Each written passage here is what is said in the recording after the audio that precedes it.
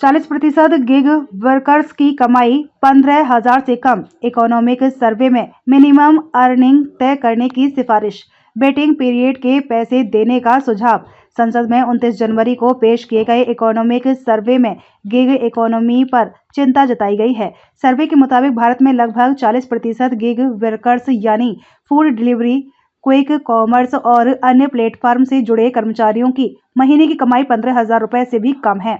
Report में सरकार से सिफारिश की गई है कि गिग वर्कर्स के लिए प्रति घंटा या प्रति टास्क के आधार पर मिनिमम अर्निंग तय की जानी चाहिए।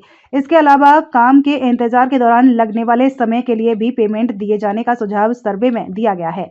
इकोनॉमिक सर्वे में कहा गया है कि गिग वर्कर्स की फिक्स्ड इनकम न होने के कारण इन्हें बैंक से लोन मिलने या अन्य फाइनेंशियल सर्विस का फायदा उठाने में मुश्किल आती है। सरकार का मानना है कि पॉलिसी ऐसी होनी चाहिए कि लोग अपनी मर्जी से गिग वर्क चुनें, न कि मजबूरी में।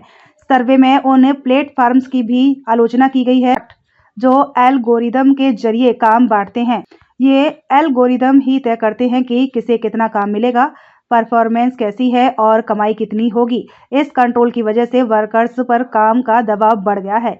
वे थकान और तनाव का शिकार हो रहे हैं।